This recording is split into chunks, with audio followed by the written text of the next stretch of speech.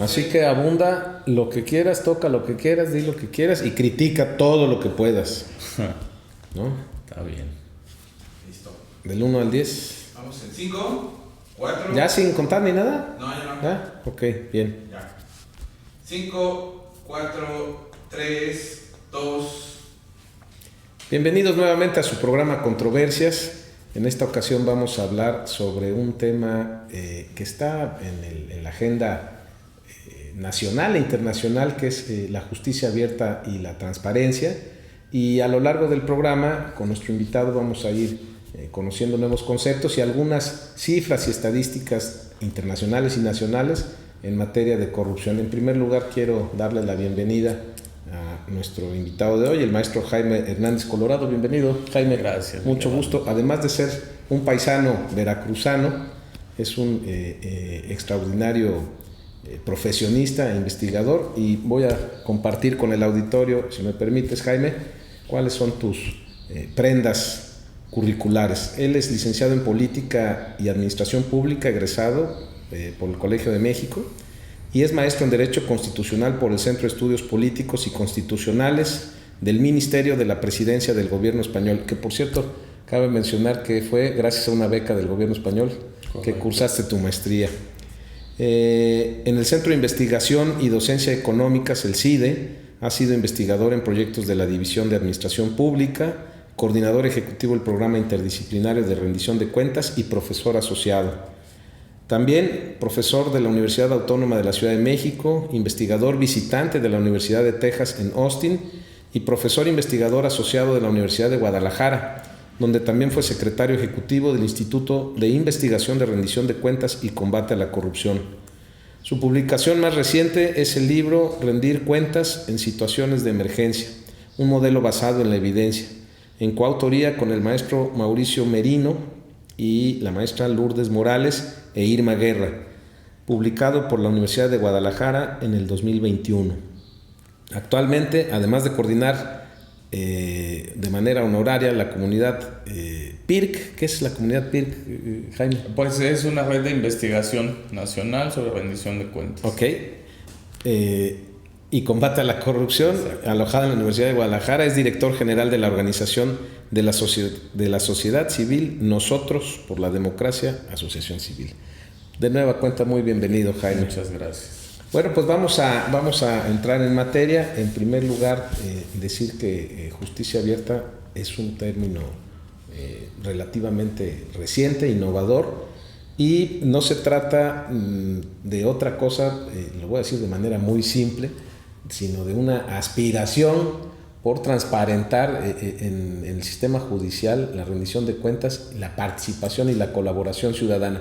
Y esto también relacionado con otros órganos de gobierno, con otras instituciones, de manera tal que el ciudadano tenga la certeza de poder tener conocimiento de procesos judiciales, sentencias y pues todos los trámites que se ventilan dentro del Poder Judicial en el nivel de que se trate.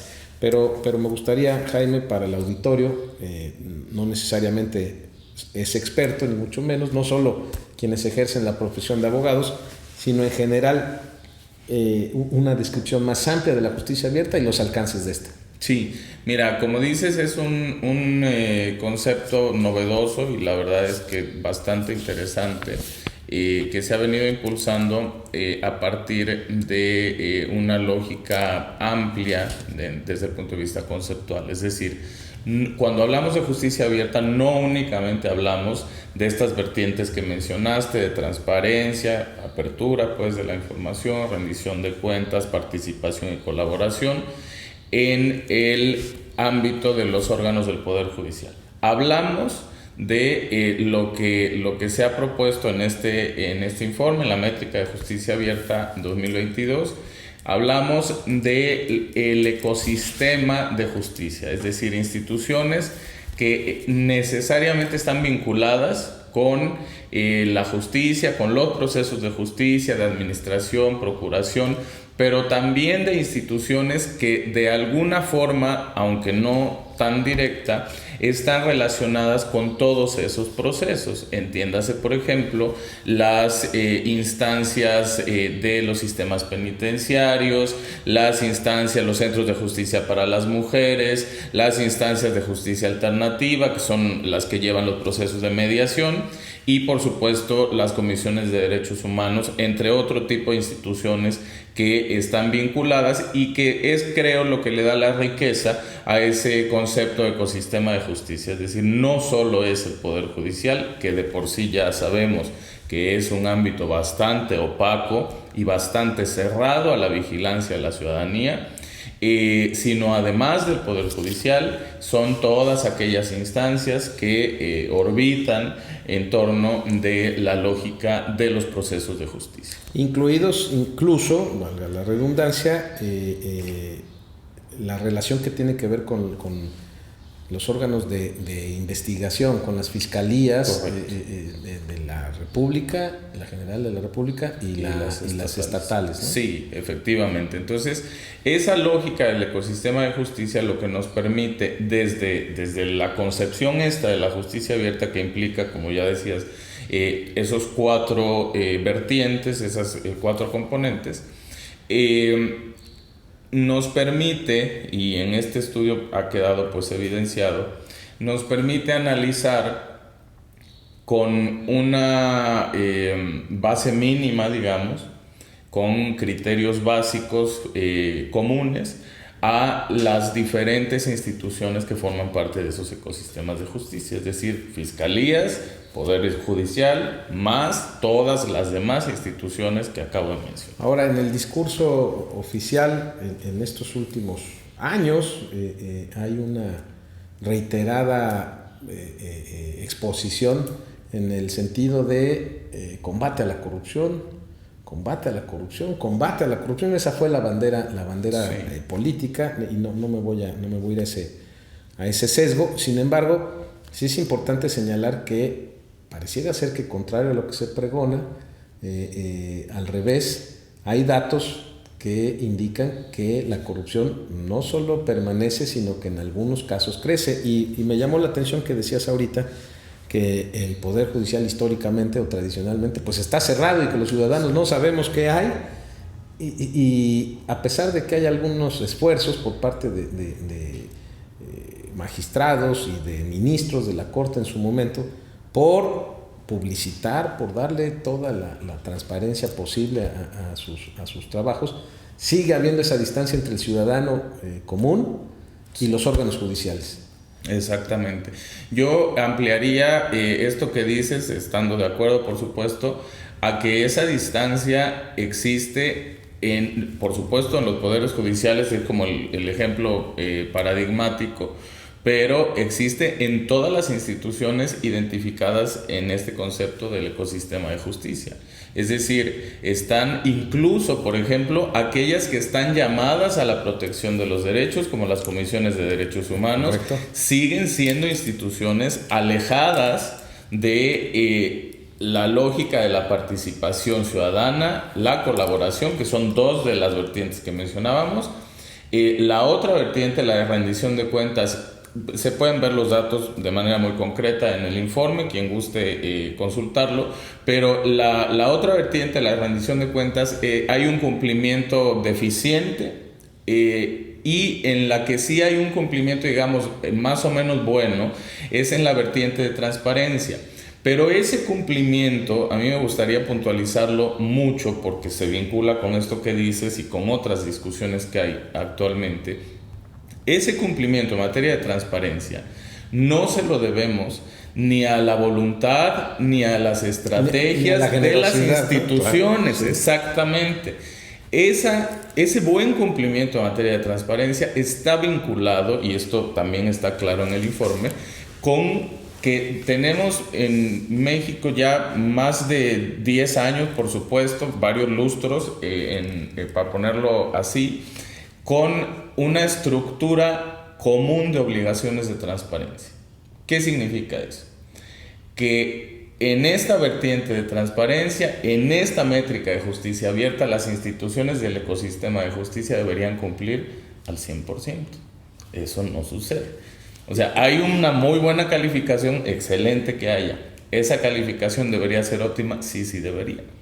Y no sucede. Ya le diste una temporalidad de algunos lustros y que no es una graciosa concesión de parte de quienes participan en ese ecosistema.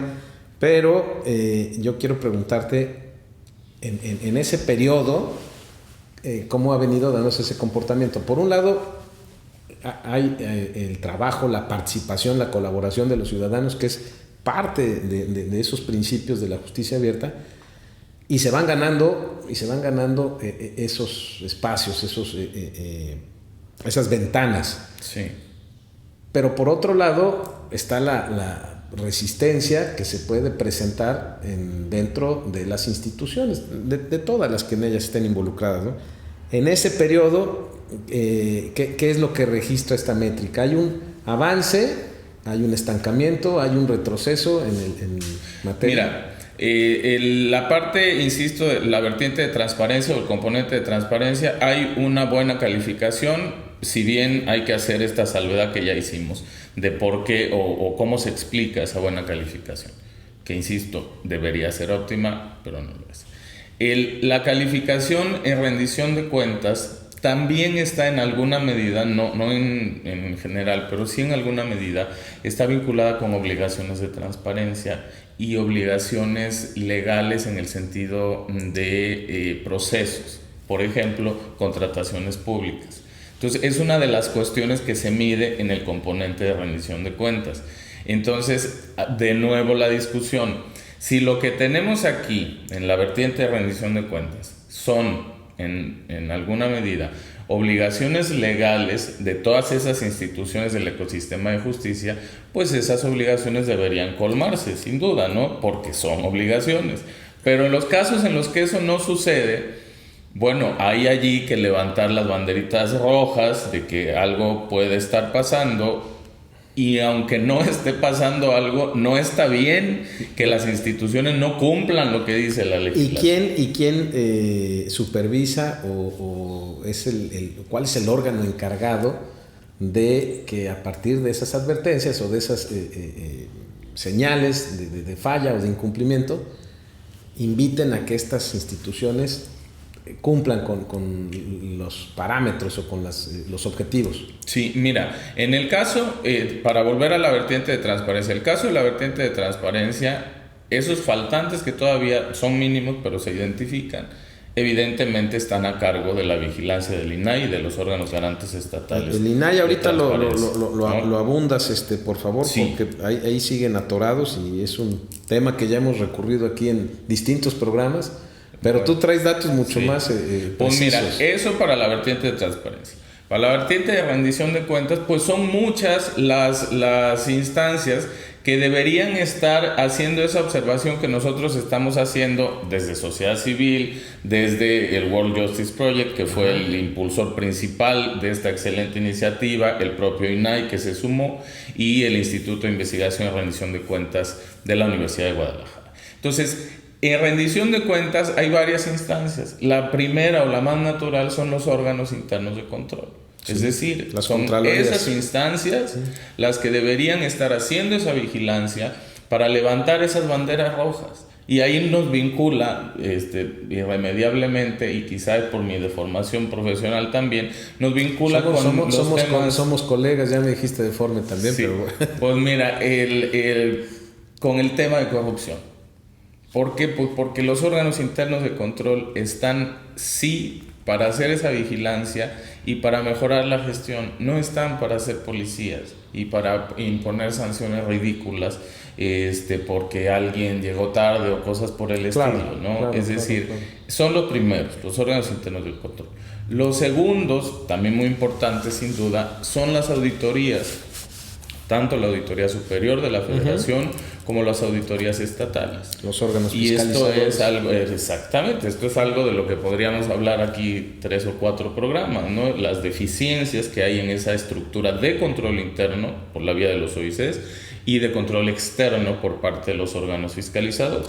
Todo el trabajo que realizan estos cuerpos de fiscalización y de rendición de cuentas y de Contraloría están inmersos también en el proceso de justicia. Sí, abierta. sin duda, porque justamente en la vertiente de rendición de cuentas, esto que tú preguntabas, ¿quién debería estar vigilando que se cumpla, por poner nomás un caso concreto, que se cumpla la legislación para las contrataciones públicas? Pues deberían estar haciendo eso las Contralorías en primera instancia y las auditorías superiores en segunda.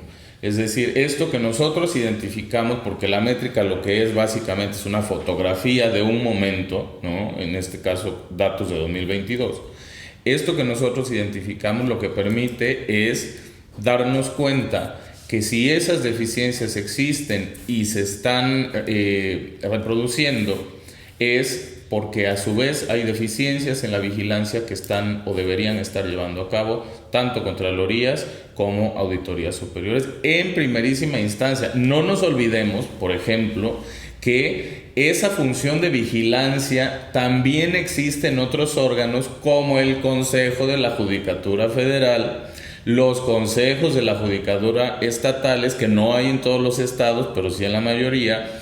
Y en su caso, en aquellos en los que no hay, también existe esa función de vigilancia, al menos en los órganos del Poder Judicial, por parte de los tribunales superiores de justicia. Ahora, me quisiera ir a un tema ahí muy importante, Jaime, que es el que se ha dado recientemente y de manera más acentuada en nuestro país, que es una especie de enfrentamiento entre el Poder Judicial y el Poder Ejecutivo. Sí. Lo traigo a colación porque en días pasados en Colombia fue detenido el hijo del presidente, sí, por presuntos actos de corrupción e incluso de manera confesa el hijo del presidente Petro aceptó que recibió dinero del narcotráfico y que ese dinero fue a parar a las campañas. El punto va al hecho de que el fiscal de Colombia es un fiscal, y lo hemos visto en distintos videos, que está no subordinado al presidente de ese país. En el caso de nuestro país, y no es nuevo, quiero decir que se ha acentuado en estos últimos años, no es nuevo, porque teníamos la concepción o la percepción de que había complacencia entre los órganos de fiscalización, los órganos de Contraloría, porque quien nombraba precisamente a estos funcionarios pues eran el propio Ejecutivo, ¿no? Entonces había esta suspicacia o esta sospecha de que hubiera complacencia. Ahora, un caso de esta naturaleza en otro país nos da una referencia de la importancia que es tener funcionarios verdaderamente independientes, verdaderamente autónomos, que puedan ejercer a plenitud el desempeño de sus encargos. ¿Qué es lo que representa para nuestro país en este momento esta pugna o esta confrontación ya muy marcada entre el Poder Ejecutivo y el Poder Judicial? Y ya pues ha habido cualquier clase de expresiones, a mí me parece, desde mi deformación como abogado, colega, que son irresponsables, ¿no? Ya hace algunos meses fue marcha esta contra el Poder Judicial, que por cierto lo encabezaron autoridades veracruzanas y patético, la verdad, lo que vimos ahí, los sarcófagos, las tumbas ahí, eso.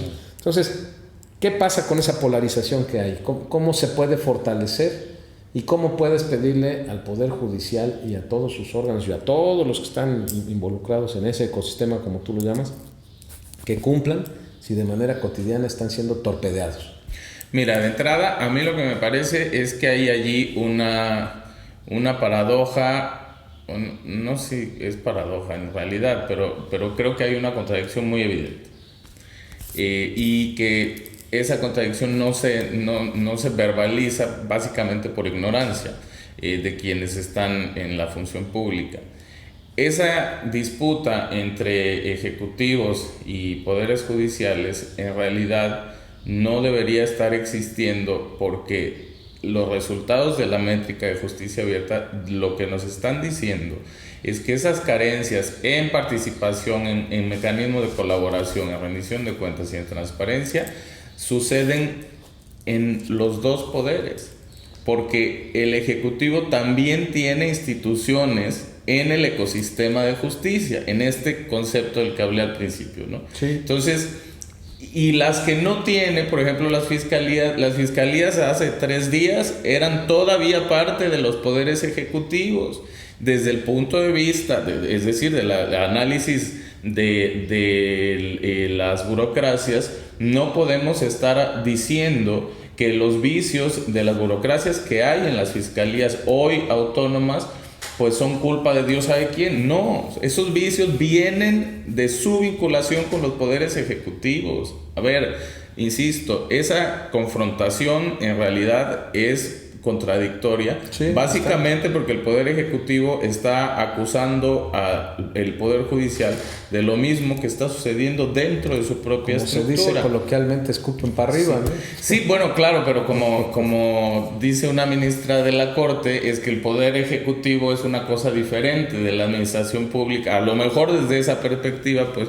sí se puede andar haciendo esas acusaciones, pero no en esta lógica de la que estamos ahora hablando, ¿no? Es decir, la métrica lo que nos deja muy claro, para referirme a los dos componentes de participación y el de colaboración, lo que nos deja muy claro es que las instituciones del ecosistema de justicia en nuestro país, si bien dan cumplimiento a sus obligaciones de transparencia en alguna medida razonable, y a las de rendición de cuentas más o menos en la misma lógica, en esas otras dos vertientes sencillamente no están haciendo nada. Es decir, los procesos de procuración y administración de justicia, pero también de acompañamiento, de garantía de los derechos, entre otros procesos relacionados con la justicia, no están abriéndose, no están abiertos a las personas a las que se están dirigiendo. Esto es una cosa muy grave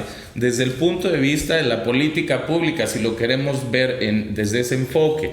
Es decir, las instituciones están trabajando o diciendo que trabajan en una lógica burocrática weberiana, esta de que la institución se busca su autopreservación, pero al mismo tiempo están diciendo que están trabajando para las personas. No pueden estar trabajando para las personas si las personas no existen en su esquema de ejercicio de atribuciones constitucionales. ¿Y hay algún trabajo o algún indicador que permita suponer que van a avanzar hacia esos objetivos? No, definitivamente. Hay desde luego casos muy destacados, son muy pocos, aislados. Y también por supuesto se puede consultar en la plataforma caso por caso, de todas las más de 200, no recuerdo concretamente el número, pero más de 200 análisis de sujetos obligados que se hizo, se puede consultar por sujeto obligado. Es decir, si tú quieres consultar Tribunal Superior de Justicia del Estado de Veracruz, que por cierto no sale tan bien calificado, sino más bien a la mitad, entonces, con una calificación como de 52, si no recuerdo mal, en general, lo puedes hacer. Si quieres consultar la Comisión Estatal de Derechos Humanos de Veracruz, que esa sí tiene una buena calificación, es creo la institución del ecosistema de justicia en Veracruz que sacó la mejor calificación. También lo puedes hacer, pero si te metes, por ejemplo, a analizar la Fiscalía Estatal aquí de Veracruz, pues básicamente lo puedes hacer, pero vas a encontrar resultados muy magros. No, bueno, ya hay cualquier cantidad de notas ahí que dejan por lo menos la idea de que hay una procuración de justicia o previa a una actuación por parte de la Fiscalía con un patrón que Mira, ha sido aquí, más politizado, ¿no? Y probablemente no tiene tanto que ver con el análisis que se hace en la métrica, pero sí tiene que ver con, te digo, otros estudios que nosotros hemos hecho en el instituto, allá en la Universidad de Guadalajara. Y aquí está la discusión de el comportamiento, ¿cómo decirlo?, faccioso de las instituciones. Sí. Es decir, si estuviéramos en una lógica de combate a la corrupción, por ejemplo, las instituciones estarían actuando de manera rutinaria para sancionar, por supuesto, pero no nada más sancionar, y de hecho ni es la parte más importante, esto es una cosa fundamental, sino para prevenir los actos de corrupción. Prevenir, corregir. Exacto.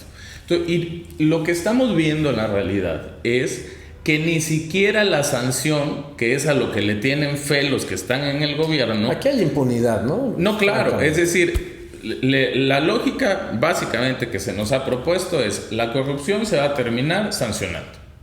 Eso es básicamente el modelo lógico que nos han propuesto, castigo. Pero ni siquiera los castigos están funcionando. Primero porque no llegan.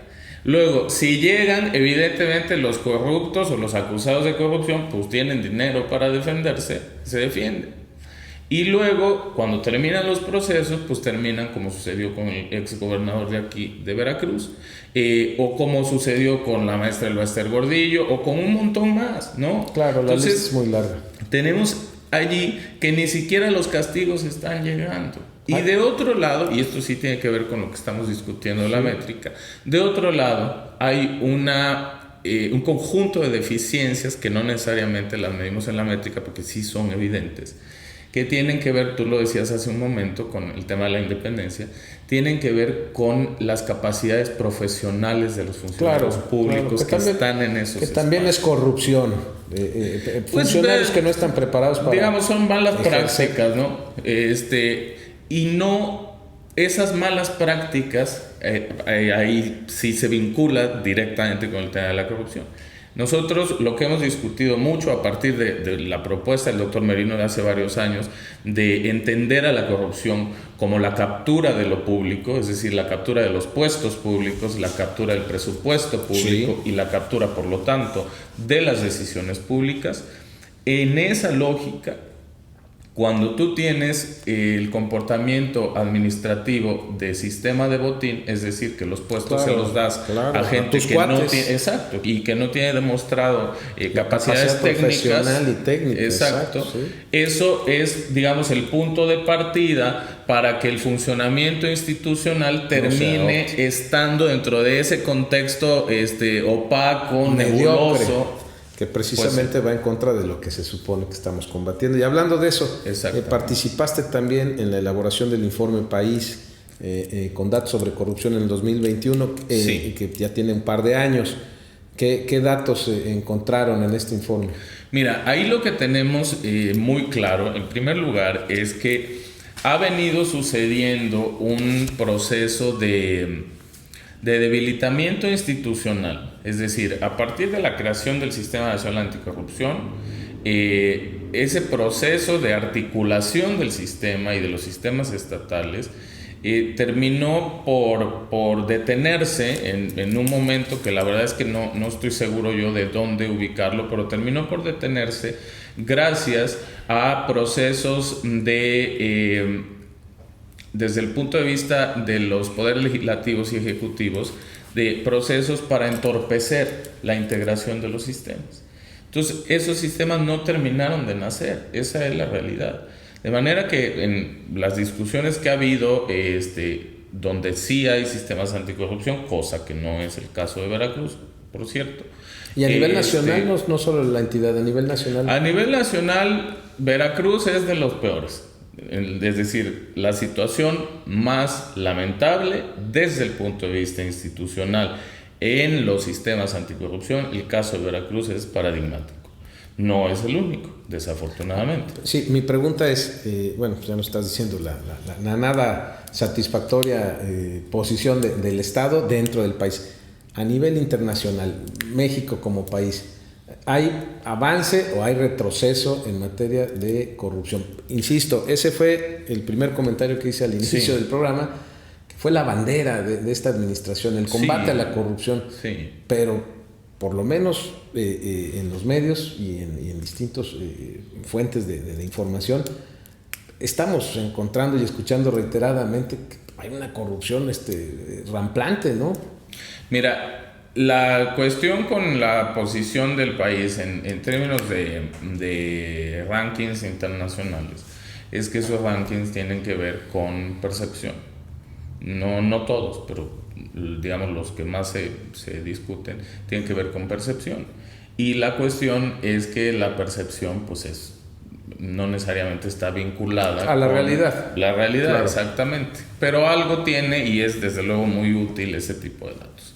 Y en esa materia no ha habido mejorías en ningún sentido. Es decir, digamos, estamos como en las mismas, no tengo los datos a la mano, pero lo podemos establecer con alguna medición de estas. Lo que sucede a partir, por ejemplo, del informe que nosotros hicimos es, lo que mide ese informe es el combate a la corrupción, no el problema de la corrupción, no la percepción de corrupción.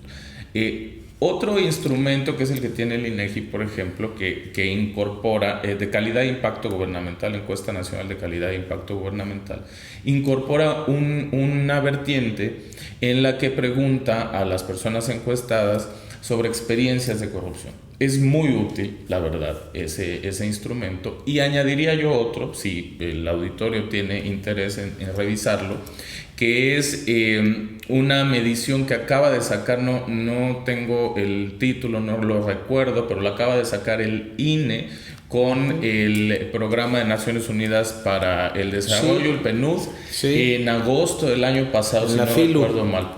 Sí, justamente se presentó. Bueno, pues ese informe incorpora, sobre la calidad de la democracia, creo que se llama. Sí. Ese informe incorpora un componente de confianza en las instituciones a partir de la experiencia. Y allí lo que tenemos, y es muy interesante, al menos a mí me resulta interesante, por ejemplo, vinculado con lo que nos dice la ENSIG de las experiencias de corrupción, es la opinión que hay de instituciones como la Guardia Nacional y como el Ejército y la Marina, como las instituciones que son más propensas a la corrupción, incluso más que las que históricamente lo habían sido, que eran las policías municipales. Es que ahora son empresarios, ¿no? Es que allí tenemos un resultado muy interesante de lo que ha venido sucediendo en los últimos 5 años, ¿no? Sí. O desde antes incluso, por supuesto. Y es la sobreexposición, claro, de estas corporaciones a la relación directa con la ciudadanía, ¿no? Y el apartamiento que tienen de sus funciones constitucionales. Exactamente, sí, sin duda. Y entonces, insisto, ese es el entorno del problema de la corrupción. Ahora, lo que hicimos ¿hay corrupción en México? Sí, por supuesto, y la misma, si no es que más, no se acabó, que la que había cuando buscamos los sistemas anticorrupción. No se acabó por decreto. No, de ninguna manera. Mira, hay otra parte que a mí me gusta mucho traer a discusión, que es las lógicas a partir de las cuales se intenta o se propone el combate a la corrupción. La primera de ellas es una visión individualista de la corrupción. Esa visión individualista lo que hace es proponer que la corrupción es un problema de las personas. Es decir, que porque las personas son corruptas, sí, por eso existe la corrupción. Sí, sí. Y es una visión, insisto, a mí me gusta mucho contarla, porque además de que es bastante ingenua, es una visión que nos empuja a lo que seguramente tú has escuchado y el auditorio, por supuesto, también, a opiniones como es que tenemos que educar desde la escuela para que la gente no sea corrupta. Eso a mí me parece fantástico, nada más que es una estrategia que no va a funcionar. Limitada, ¿no? Bueno, sí, es decir, no vamos a ver los resultados si es que existen, que no creo que existan, pero si existen no los vamos a ver, ni tú ni yo. Y esa visión individualista lo que nos propone como solución es que cambiemos a las personas. Y ya sabemos, porque la historia universal está llena de ejemplos, que eso primero no se puede hacer y segundo es muy peligroso, porque cuando se intenta cambiar a la naturaleza humana necesitamos valores, contenidos que tiene que definir alguien. ¿Y quién va a definir esos nuevos contenidos? ¿Quién nos va a decir qué es ser bueno y qué es ser malo? Es muy peligroso eso, ¿no? Y de otro lado está la visión burocrática. Y esa visión burocrática lo que hace es pensar en la corrupción como una cosa que solo se puede combatir cuando ya pasó. Es decir, cómo se combate la corrupción con castigos. Pero, ¿por qué es burocrática? Porque para imponer los castigos tú necesitas evidencia, es decir, necesitas un rastro de papel para decir esta veces, persona cometió un acto de muchas corrupción. veces la gente se decepciona y se desencanta de acudir y de recurrir a estas instancias porque pues en el camino se pierde, ¿no? O sea, no puedes cumplir con lo que a veces no es que se pierda, es que esa lógica del rastro de papel en nuestro país, a lo mejor en otros sí, en nuestro país es imposible de seguir, burocratización, porque no existen archivos públicos. Es decir, la lógica de la gestión documental como componente de la administración, como eslabón de la cadena de rendición de cuentas y como parte del combate a la corrupción no se ha asumido. Es decir, la gestión documental en el país, a pesar de que tenemos una ley general de archivos, no existe. En algún programa anterior, Jaime, que vino un excontralor, le decía que se llegó a pensar que la corrupción está en nuestro ADN, que los mexicanos somos corruptos, y hablo en general y en primera persona, en plural, que los mexicanos somos corruptos por naturaleza. Yo creo que no, y yo creo que sí es algo a lo que debemos llegar, y que es un esfuerzo que se debe, pero llevar más allá del discurso. No, sin duda, y no por supuesto. Y no solo, ya lo decías con todo tino, en el espacio educacional de las escuelas, sino desde la base, desde la familia. Es un cambio mucho más amplio, ¿no? Bueno, y mira, con acciones concretas, de eso se trata el informe. Es decir, vamos a medir, porque no estamos discutiendo en el mundo de las ideas. Hoy en nuestro país hay un conjunto de reglas, legislación, que establece mecanismos para atajar la corrupción desde la prevención y hasta la conclusión de los procesos de sanción. Como en todo. Por eso el informe va directamente a preguntar, a ver, Fiscalía especializada en combate a la corrupción, tus atribuciones son estas, porque son claras, no es que le estemos apenas definiendo, no. Hay un papel que dice esto es lo que le toca hacer a la Fiscalía o a la Auditoría Superior, a quien sea. Cualquier órgano. Exactamente. Esto es lo que te toca hacer. ¿Lo haces? Y primero tenemos que hacer esa pregunta. Si lo haces, ¿dónde está la evidencia? Una vez teniendo la evidencia, que no siempre existe, teniendo la evidencia, ya podemos evaluar si ese trabajo se ha hecho bien o se ha hecho mal, ha sido suficiente o ha sido limitado, ¿no? Y finalmente, en ese tema, para cerrar ese tema, y quiero antes de finalizar el programa también tocar otro punto contigo, pero este informe país y los subsecuentes traen alguna, decías, no estamos descubriendo políticas ni mucho menos, pero traen alguna, no receta, pero sí algunas medidas para ir revirtiendo los resultados adversos, los resultados negativos. Sí, es decir, no solo ya encontré que tienes este problema, lo tienes en esta institución y este es el resultado. ¿Cómo combatir y cómo prevenir y cómo revertir esa situación? Mira, sin duda, y en primer lugar, y por eso me gusta mucho la lógica del informe, porque para evaluar nos vamos con base en lo que está escrito como atribuciones, exactamente. Analizamos solo con datos de información pública, no todos los datos y todas el análisis que también está en una plataforma que se llama combatealacorrupción.mx, esa es la dirección, se puede ingresar, están las bases de datos abiertas. Quien quiera consultarlas y replicar nuestro estudio, si no nos cree y quiere volverlo a hacer, lo puede volver a hacer, porque esa es la lógica de la investigación científica, ¿no? Ojalá ahí quienes tengan la oportunidad de consultar estos materiales cumplan los otros componentes que mencionábamos al principio, la participación y la colaboración ciudadana. Hubo manifestaciones en el año pasado y este año en donde hemos visto que la sociedad civil, cuando se organiza y cuando se determina, puede ser es factor incluso de estos grandes cambios. Lo hemos visto a lo largo de muchas décadas y de manera reciente pues hay episodios. Antes de que nos vayamos, quiero tocar un punto ya más relacionado con tu profesión y con tu trabajo, que es el del CIDE. Tú formaste parte ahí por cerca de 10 años en distintos espacios, tanto como profesor, como investigador, como coordinador, y a este programa han acudido, por fortuna, gente con una calificación profesional muy satisfactoria, de verdad, gente con mucho talento, investigadores, colegas tuyos, y han expresado cuál es su opinión sobre el apoyo y sobre el reconocimiento que se está haciendo de los investigadores, de los científicos, de los académicos en general, y cómo pareciera ser una constante también en esta administración, cómo se ha venido debilitando, desacreditando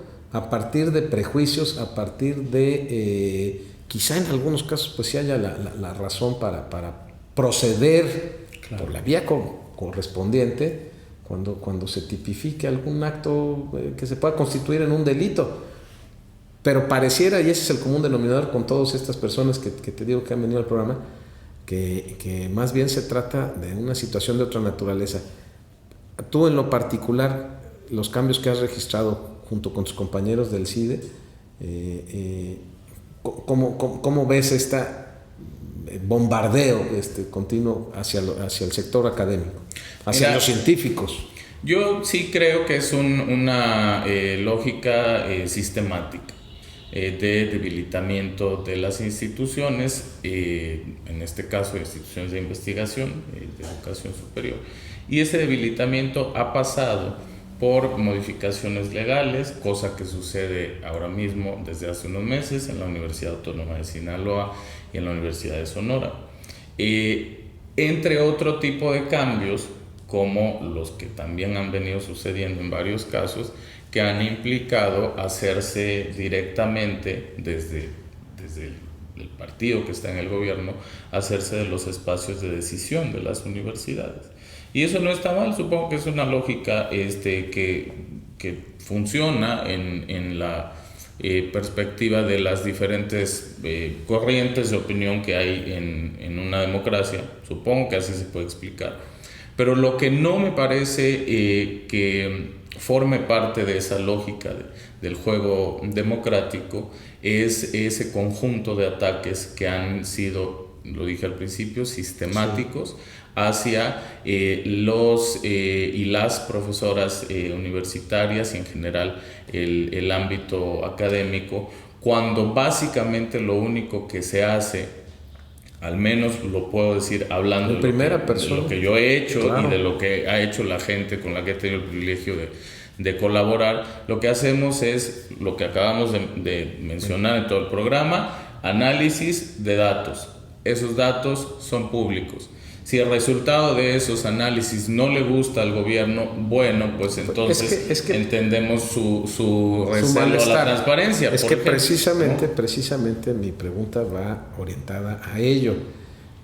Cuando no es del agrado de quien está ejerciendo algún cargo en la función pública, los resultados que ustedes registran como investigadores, ese análisis de datos, es que viene este ataque sistemático a las instituciones y comentamos a lo largo del programa distintos puntos. Uno de ellos era las personas que están en las instituciones, al frente de las instituciones, si tienen la calificación profesional y técnica para ello. Ese sería un primer punto. Otro, la ideología, pero a ver, ayúdame a conjugarlo. Ideologización. Para no trabarme. De las instituciones. Sí. Y el respeto a la pluralidad, porque independientemente de ello, pareciera ser que ahora la consigna es específicamente estar alineado, ¿no? En ello. E instituciones como la del CIDE, pues tenían esa riqueza y esa pluralidad. Por eso va mi pregunta a ello. Y mira, yo diría, la lógica esta sistemática de los ataques tiene mensajes muy reduccionistas que además son falsos. Lo vimos en el caso del CID. Pero a mí lo que me gustaría de esa discusión, porque eso sí iría acorde con la lógica de la democracia, sería que si nosotros sacamos un informe de esta naturaleza, estemos en condiciones de discutir los resultados con las instituciones que generaron la información que nos permitió obtener ese análisis. Y no hacer una descalificación en automático. No, es que ese informe no sirve. Le pasa a nuestros colegas de World Justice Project cada año, porque ellos sacan, seguramente lo conoces, el informe sobre el índice de Estado de Derecho en México. Es una metodología muy buena y que ellos llevan años haciendo en todo el mundo. Claro. Lo hacen en México desde hace algún tiempo. Cada año les pasa, sale su informe y obviamente se reproducen los resultados del informe, y lo que se hace desde el gobierno y concretamente desde el espacio presidencial es desacreditar. Es que es una institución que está basada en Estados Unidos. Yo creo que lo que no se vale es descalificar resultados de esta naturaleza cuando no son del agrado de las autoridades, ¿no? Pues mira, de nuevo, los mensajes para esos ataques son mensajes muy básicos, porque se tienen que poder reproducir. Y desafortunadamente los mensajes que nosotros generamos con productos académicos no son básicos. Lo que hay que hacer es difundirlos, es darlos a conocer a la opinión pública, y desde luego, pues usted, amable auditorio, será el mejor juez de lo que encuentre en este tipo de documentos y en este tipo de informes, que lo que hacen es precisamente recoger lo que hay a nivel internacional, a nivel nacional y a nivel local.